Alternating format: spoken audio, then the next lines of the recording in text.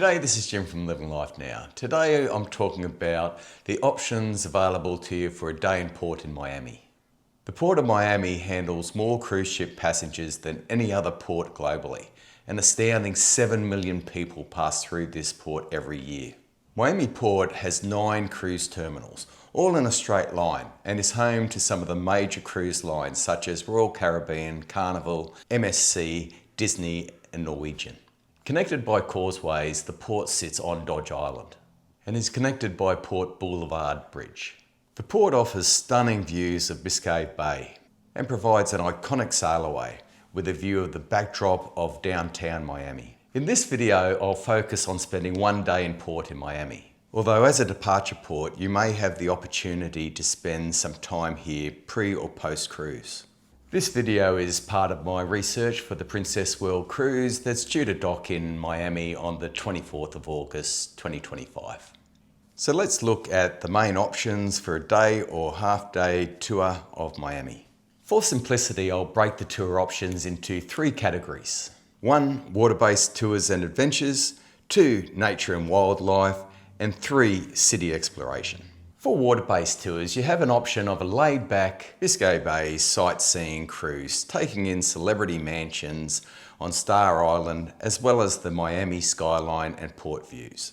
Or if you seek a little more adventure and adrenaline, you can choose a speedboat tour, or even a jet ski, or even a party boat, or even a sandbar cruise. There's a few options here. Although by arriving on cruise ship, you may wish to get off the water. And Miami offers some surprisingly rich nature and wildlife experiences. A very popular tour here is the Everglades Airboat Tour. A bus will take you 50 to 60 minutes from the port to transfer you to an airboat ride through a river of grass with a guide explaining the ecosystem. You may get the opportunity to see some alligators, turtles, herons and egrets, as well as the adventure of powering over the sawgrass prairies. If a bus and an airboat is not your thing, you have a few animal exhibits to choose from. There's Jungle Island, which is 10 minutes from port, and there's Miami Zoo. Miami Zoo is home to over 3,000 animals across 750 acres. Located about 40 minutes from the port and features both open air and interactive displays. Miami Seaquarium is 15 minutes from the port, and there's also many national parks and nature reserves that are also around about 30 to 40 minutes away from the port, with hiking trails for you to explore. Finally, let's look at the really good option of city exploring for first-time visitors. Now there's a few different ways to explore the city.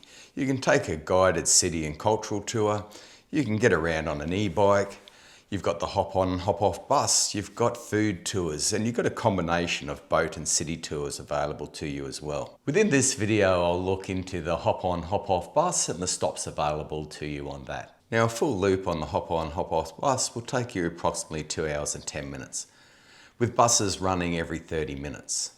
The loop has 9 stops, with the first and closest stop to the cruise port being Bayside Marketplace.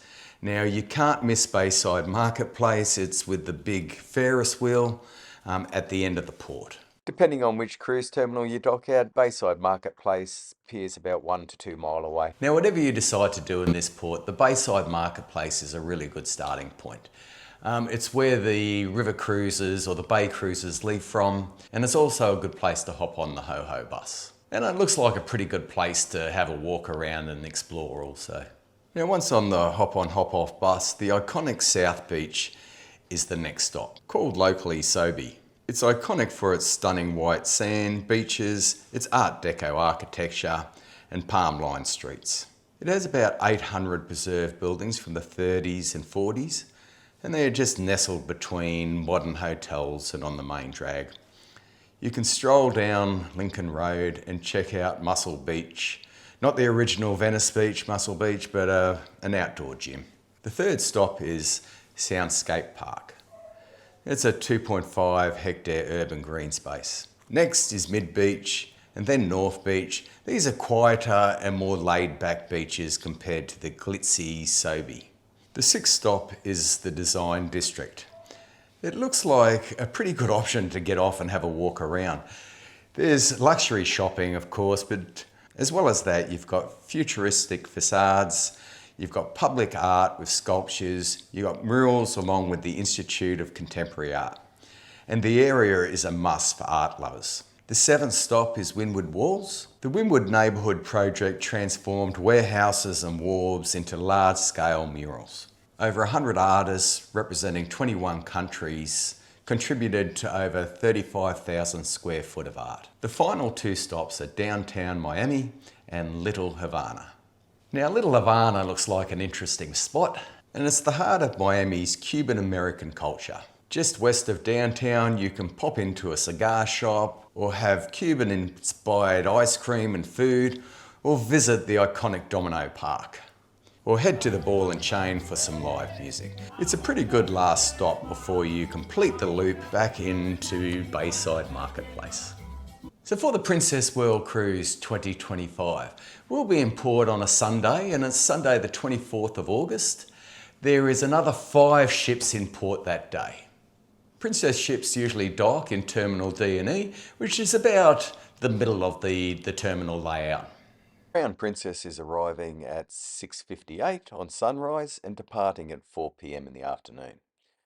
The Miami weather interested me, and looking at August, it should be between 32 and 26, and appears to me to be a bit hot and humid. Therefore, Linda and I have decided to play this port by ear. As it's our first time in Miami, we'll explore what the city has to offer. If the weather's good, we're likely to get the ho-ho, but if it's raining, we might just grab a taxi and hit the sights that we want to see. A trip out to the Everglades was tempting, but we're pretty spoiled here in Australia, and a lot in this port reminded us of what's available here in Australia. We've decided to get a feel of the American culture through exploring the city and what it has to offer. Anyway, there's lots more research to do on Miami. There's lots of options here, but this is just a quick overview of some of the things I looked at. I hope you enjoyed this. If you did, give it a thumbs up or subscribe, and yeah, we'll catch you next time. Hooroo.